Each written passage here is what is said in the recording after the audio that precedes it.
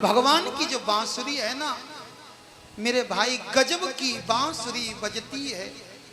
वृंदावन बसैया की करो तारीफ मुरली की, या मुरलीधर कन्हैया की। जिस समय भगवान बांसुरी बजाते थे, जिस समय बांसुरी की ध्वनि जाती थी, जिसके कान में बांसुरी की ध्वनि जाती थी उसका मार्ग बदल जाता था। जिस समय बांसुरी बजती थी तो यमुना जी अपना मार्ग बदल देती थी। बांसुरी बजाए आज रंग सो मुरारी, यमुना जल उलट बहे। यमुना का जल उल्टी धारा में बहने लगता। शोभा अति प्यारी, बांसुरी बजाए आज रंग सो मुरारी। बांसुरी की ध्वनि ब्रह्मलोक में पहुंची, देवलोक में पहुंची। ब्रह्मा जी के कान में आवाज गई, भूले चित्रकारी। ब्रह्मा जी अपना काम भूल गए। इंद्र के दरबार में बांसुरी की आवाज गई। रंभा नृत्य कर रही थी और रंभा नाचना भूल गई। ये है भगवान की बांसुरी की महिमा। ये जो भगवान की बांसुरी है ना मेरे भाई, भगवान की बांसुरी, बिना बांसुरी के कन्हैया जी का कोई अस्तित्व तो नहीं है।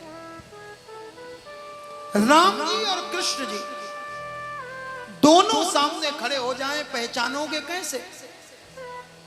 जिसके हाथ में धनुष बाण है वो राम है, और जिनके हाथ में बांसुरी है वो घन श्याम है। भगवान बांसुरी को धारण करते हैं। किसी ने कहा कि राधा तू बड़भागिनी, राधा तू बड़भागिनी, कौन तपस्या कीन, तीन लोक तारन तरन सो तेरे अधीन। लेकिन राधा रानी से पूछा गया, राधा सब कहते कि तुम्हारी बड़ी महिमा, बड़ी महिमा। राधा रानी ने कहा नहीं, हमसे भी ज्यादा महिमा है। किसकी? बंसी तू बड़भागिनी, कौन तपस्या कीन, तीन लोक तारन तरन सो मुख में आसन दीन। ये बांसुरी की बड़ी महिमा है। किसी ने कहा, बांसुरी तुमको भगवान ने अपने पास रखा क्यों? बांसुरी कहती ऐसे नहीं रखा, इसके लिए हमने बड़ी तपस्या करी। बांसुरी कहती पहले निजवंश से काटी गई। जिस बांस के झुरमुट में मेरा जन्म हुआ था, सबसे पहले हमने अपना परिवार छोड़ दिया। पहले निजवंश से काटी गई, कुल कान का त्याग किया है सखी, फिर आर से पार लो छेदी गई। अंदर से बांसुरी को बिल्कुल साफ कर दिया गया। फिर आर से पार लो छेदी गई, नहीं पीड़ा का भान किया है सखी। और बांसुरी में जो छेद होते ना, ये छेद ऐसे नहीं होते।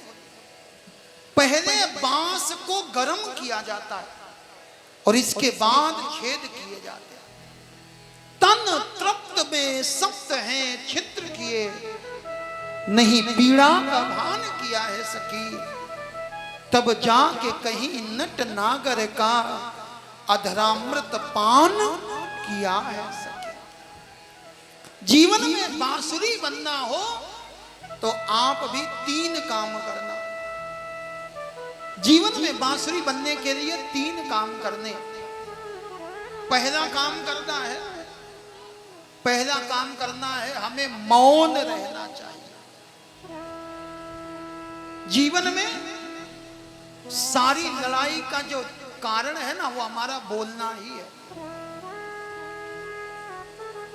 जीवन में जो व्यक्ति मौन रहता है ना, इसका कभी झगड़ा नहीं होता। ये मौन के बहुत फायदे। जीवन में जो मौन रहेगा जो कम बोलेगा वो ज्यादा झूठ नहीं बोलेगा। जीवन में जो मौन रहेगा उससे ज्यादा झगड़े नहीं होंगे। और सबसे बढ़िया साधना है मौन साधना, क्योंकि सारा बवाल बोलने का है।